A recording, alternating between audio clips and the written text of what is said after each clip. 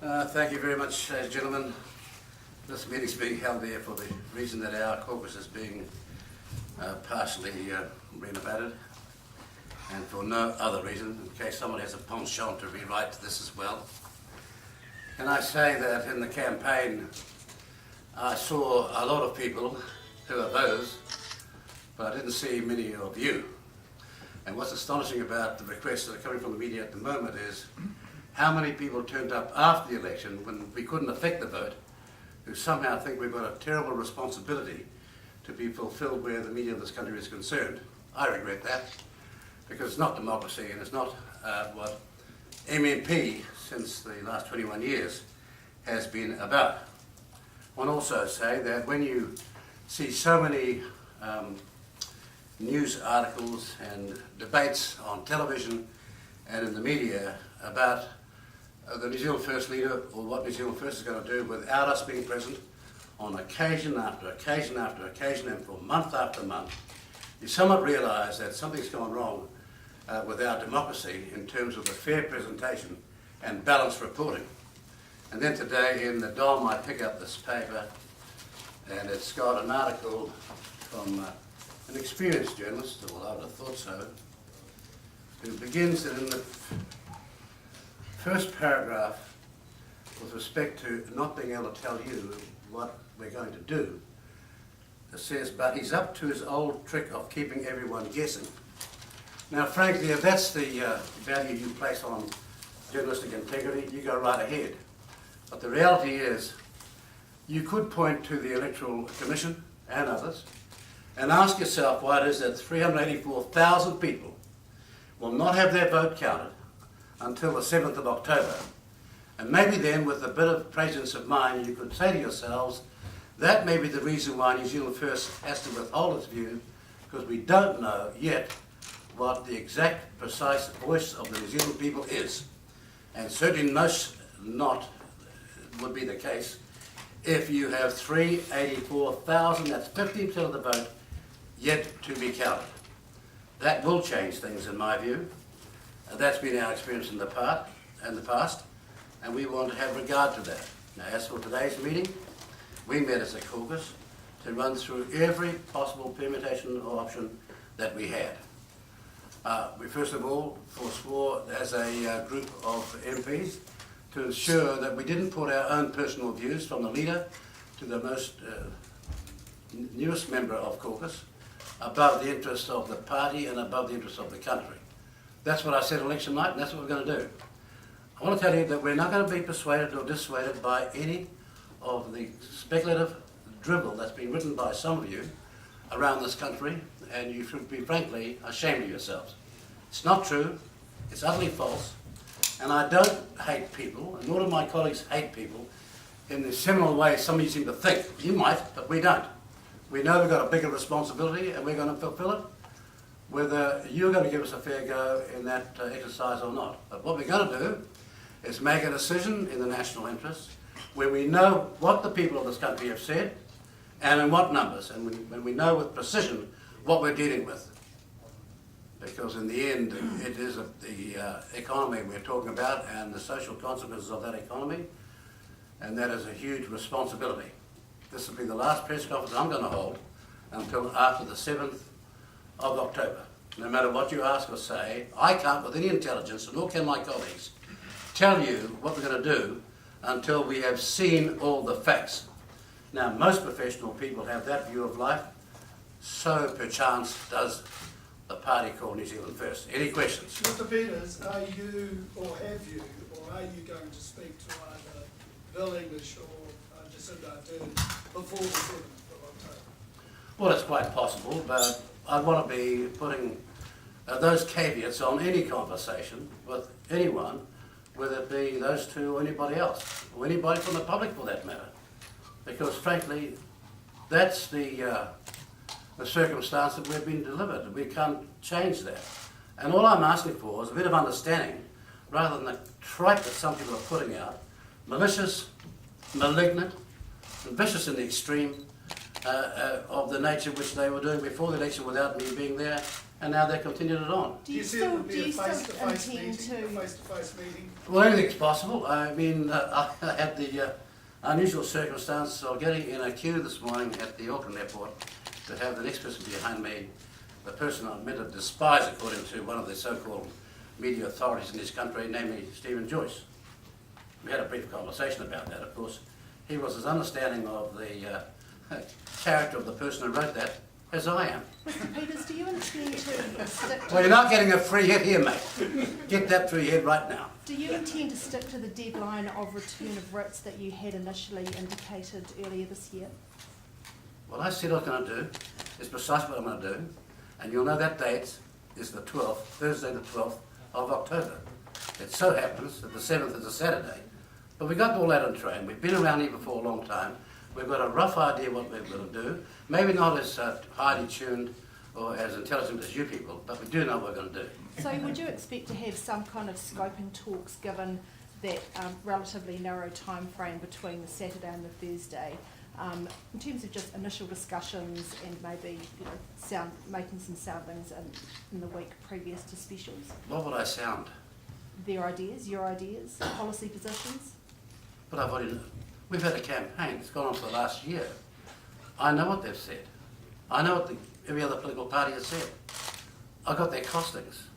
My people have got their costings. They haven't got mine, of course, because they got them all wrong. But I've got their costings. I can produce a paper that sets it out.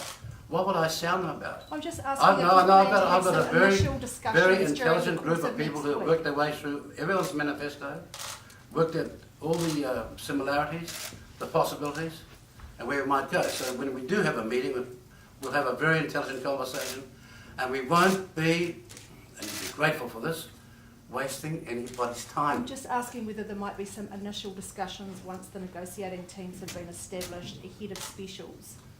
Well, why would you ask a question like that? Because I'd like to know the answer. I'm still asking, why? I know you'd like to know the answer, but why on earth would you ask a question like that? It is a totally unreasonable question. What? Well, I'm asking you, why would we have the discussion, and you can't tell me? Because we would like to have some Who's kind of we? idea, the New Zealand public. Oh, really? We'd like to have some kind of idea of the process. No, but the greatest respect, the New Zealand public don't want to be misinformed by mindless speculation. Question. Well, you're asking You were the one with the information. Well, excuse me, I don't want to get in an argument with you. Neither do I. All I said was, I can't talk to you until I know what the 384,000 people who have cast their vote have said. That's huge. Don't diminish it. And please don't write the kind of thing that says someone's got moral authority. For what? We're not on the first past the post here. We're on the MMP. And I expect the media to catch up after 21 years. Mr Peters, do you believe that the Electoral Commission should, given they were so speedy with the results on election night, that they should be able to count the 384,000 before October the 7th? Well, to be honest with you, I think we've got to all have a good hard look and ask ourselves, how did we trend from 2011 to 2014 to a circumstance now where in 2017 we have to wait all this time? If you want to look for blame, have a good hard look there, and then perhaps go through your recent reportings and musings and see how many times you wrote about that. All of you. You said you've been through... Instead of just blaming one person and demonising him on TV every night. You said you've been through all the permutations with your caucus. Is there a favoured one at this point? Yes, that's a yes. You know, when you ask your caucus colleagues to put aside all their bias and try and do what's right for the party, how do you come up with a favoured one? There are so many permutations. Guess how many there are? Two. You tell us. Two for you. Or No, three. there's 9 permutations. There always have been. That's what we've got to face. And each one of them has to be seriously considered. Can you let us know what the 9 are? Well, no, I'm respecting you. You're a political press gallery. You should know yourself without telling me. Because I'm reading about all your expert advice every day, and now you're asking me for the most basic thing that you want to understand.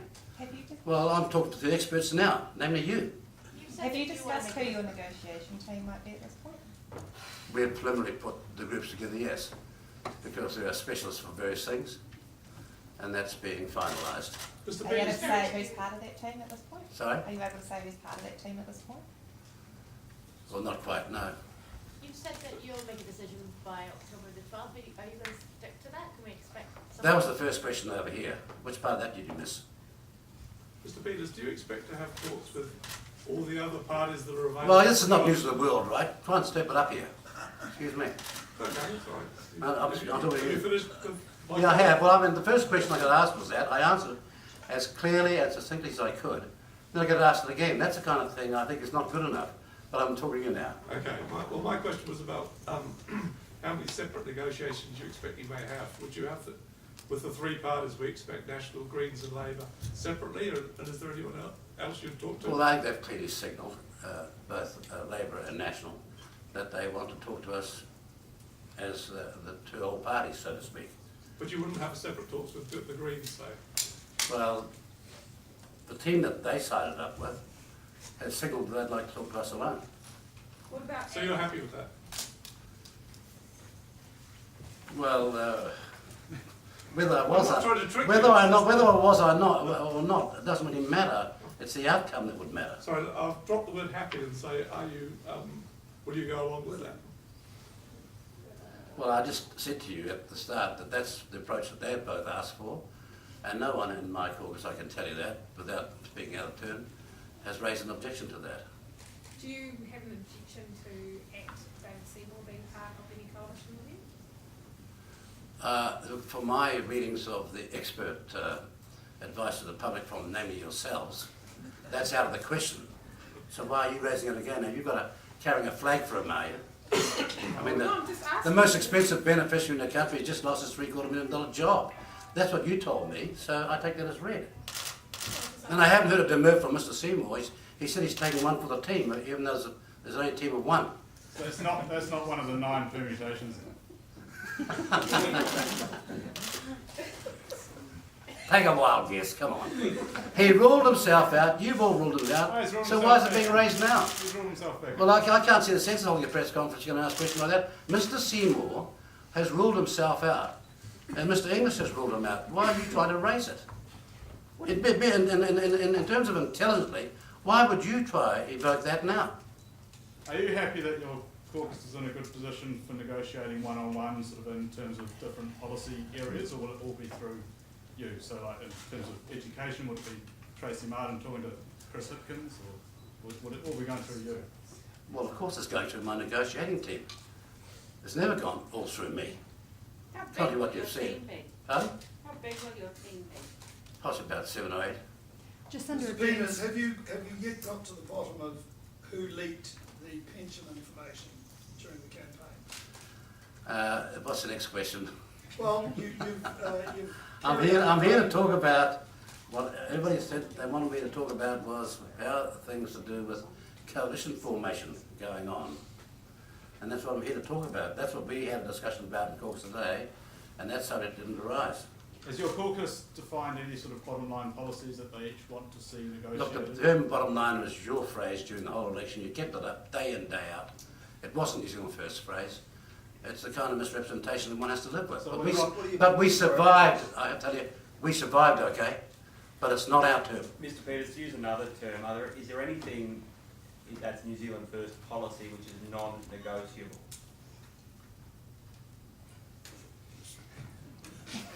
Well, you know, with the greatest respect, are you serious? Every party has non-negotiable terms. Every party I know that's self-respecting, that's alive and survives, has got non-negotiable terms. But that's not part and parcel of this discussion. Have you Do discussed you have any those with your concerns caucus? about? Well, you know, I started paying 21 years ago, survived the third longest in this country's history since 1893, without you have non-negotiable terms. But I do not expect that to be central to this discussion. The Labour Party, the National Party, and every other party is halfway intelligent enough to understand that you don't go into that sort of territory because you're going to get nowhere. Do you Right. have any concerns with some of the other parties ruling things out in advance of even talking to you? Look, I've heard that expression before. What expression? Rule things out. Well, like Jacinda Ardern has done with the Māori seats. Look, I've heard that expression before, rule things out. That's not the smartest way to go into discussions, is it? So do you have concerns about it happening? No. Do you still want an inquiry into Dr. Jian Yang? Big one? Do you still want an inquiry into Dr. Jian Yang? Everybody does. Will that affect your negotiations with the National Party? Well, why would that be the case? Don't know, I'm asking. He's not the National Party, just one member of it. Would you happy being in a caucus with Dr. Gianni? Well, I'd wait till the end of the inquiry, wouldn't I? Then I'd be in a case of knowing what I was talking about, rather than being like some group of people, just guessing all the time. So could that be? That's why I'd hold the inquiry.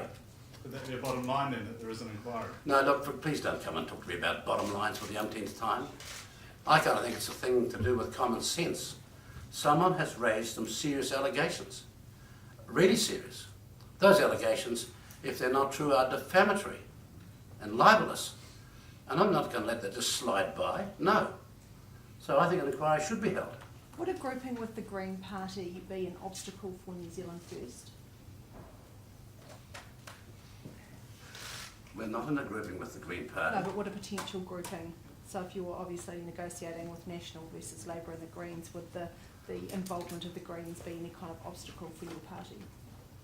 Well, the reality is that the party has to consider all the permutations that are available. It would have occurred to you that that's one of them. Would you allow negotiation? But at the moment I know the National Party is talking with the Greens. We all know that, because you told me. Are you getting a sense from your members that they want a change and they want you to go with Labour? We haven't had a chance to go out to our membership, but we will be doing that, and we discussed that in caucus today. How we go? Only then will we have an idea as to the party's feeling. Can I How will you clarify, go Mr. about Peters, that? do you mean you'll go to your members and ask them the way they're leaning or inclining, or you'll go to your members with the deal to put to them? No, we'll go to our members and tell them what we're dealing with. That's the first thing we're going to do. We'll do it in the next 24 hours. What have your members been saying to you so far? Well, that's between me and them. If you want to join the party, you can be a part of that information as well. But in the meantime, that's a totally impertinent question. This is a party political matter, internal matter. You all know that. So don't try and make me look secretive by asking me a question you know I can answer. No party leader can answer that question. Tell me what sort of emails you're getting telling you what... Oh, yeah, it gets worse. Now you want me to tell me what the emails are for my private membership are saying. That's a confidential matter. You should know that. Will the effect of their reaction? What do you say, Ms. Barnes? I'd just like to hear some answers to some questions. Yeah, well, ask me some sensible ones and ones that I can answer, because I can't give you private, confidential party information. You knew that before the question was asked. I'm struggling to see... Now, where you've of got course you'd be questions struggling. from. You're a news of the world person. That doesn't know anything about facts and honesty and integrity. So how will It shows you your approach when you present this party every night. How will you communicate with your party members? Will it be through meetings around the country or online, or how? Well, we've got because meetings it's a tight coming up, we've timeframe, got board obviously. meetings coming up, we're going to be writing to them, we'll be emailing them. That's how it'll be done. Jacinda Would Ardern you has not- all but ruled out allowing the Greens in a three-way negotiation with all of you. Was that at your request? Well, it seems I haven't talked to her. How could it be at my request? Would you allow the Greens at No, stay where you are on your first question, because I expect some intelligence here. If she hasn't spoken to me and we haven't communicated, how could it be at my request? Through your chiefs of staff. Well, it's the same thing. If it came with my authority, it's at my request. But you said you hadn't talked to her, but your chief No. Well, that's the point. I hadn't talked to her. If I was talking your chief of staff. excuse me, if I was talking to my chief of staff, if he was doing it on my authority, that would be on my request. That's what authority means. Do you have any objection to the Greens being at the same negotiating table as you? Well, I'm not going to discuss that because that wasn't what was presented to the media vicariously to me. What Would are you your, not what are your speak to policy me? priorities going to be in this, when you kick off the negotiations? Where are you from? Australia. Yeah, it shows. Next question. Don't come and ask a silly question like that. What are your policy priorities going to be? I've been around for 21 years, this party, made a whole lot of sacrifice and been demonised and Cinderellaised and marginalised by everybody. And don't you come over here and start. Just come back to Mr. Peters, you said before that you didn't hate anybody. It doesn't seem to me that you like the media very much. No, you know that I said there are people in the media that I seriously admire. I think they've got integrity. I think there's not enough of them. And then I'm very much concerned about the media ownership, whose behaviour through the editorials in terms of their malignant attitude towards New Zealand First knows no bounds. Is there any, You've read all here at the moment? you've read all the editorials. Is there anyone here? Biased at to the beat the moment that band. fits Big one. Is there anyone here at the moment that fits the bill? Yeah, but you know, for the sake of your modesty, I can't possibly answer that question. Well, can I ask you another question? Then going back to the specials, have you or your team analysed the specials to come up with any conclusions? Do you expect to win a seat, lose a seat, or how do you see them falling out? It's very difficult to analyse them actually, because there's not a trend between 2011 and 2017 and 2014. So I don't know what the trend might be now. And the worst thing out is to hear this, what I call mindless university coffee bar discussion based on nothing so much as someone's bias and prejudice. You recognise what I'm talking about, don't you? I'll say that. I've been in the But I don't want my party to do that. It's a waste of our time. But you, in the past, the trend has been that you've lost slightly on specials. Do you think that trend may change? Well, actually, that was the trend in 2014. I We think actually your, went that I think way. your final result We was got- slightly lower than No, we got within 9 votes of getting another seat. You got that part wrong. I'm going to check. You Please said- do. you said But I've got it here with me. And your card, the briefcase. Just a second, I think I've got it. No, I just in case I was running into you, I bought it. Just going back to, you said that you're going to consult with your membership. And you're going to have meetings. How much weight are you going to put on what they say to you? I mean, at the moment, your social media, for example, is being inundated with comments in support of a change of government. I mean, how much weight do you put on that sort of stuff? Well, you have to have regard to what your caucus colleagues say. We vote as a caucus and as a board together in the end, not just a decision of one group. And that board will have been spoken right across the country to our membership. And that'll take some time. But it'll be well in the time of getting a feel for things before we start getting a hard copy on hard news of the 7th of October. Would you expect to go back to the membership once you have finalised a deal in terms of getting an endorsement from them? No, that's not in our constitution. Quite the contrary, the constitution trusts the board and the MPs to make the decision. Would you take any feedback from party donors in your decision? No. We're not like the rest. You can't buy us off, all right? That's why we didn't have all those millions in this campaign.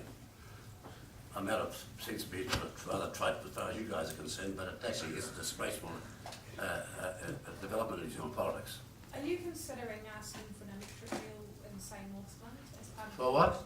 Are you considering asking for an electric deal in, say, Northland? Well, I won Stacey Kirk wrote that down the other day, and I was actually alarmed to see it. Not Stacey Kirk, sorry. Sorry, not Stacey Kirk. Another journalist wrote that down the other day about that deal and how I was so upset because we didn't have one. I can't believe that a person would write that actually, given that we prided ourselves in never ever doing any deal with any other political party. And to suggest it as they did in the last 3 days, and I'm trying to remember the article which was written, is in my view just plain grubby journalism. I have never asked for a deal and never will. It's the reason why we're standing up in front of you today as the party that is where it is of all those new parties. When can you say you've never asked for a deal and you're going into coalition negotiations? This is a deal before the election for electoral seats, which is what the question was. Yeah, okay. That's when I can say that. All right, thank you very much. I've got some data here I can share with you on the way out. Now write about it. So I might have been seeing everything else.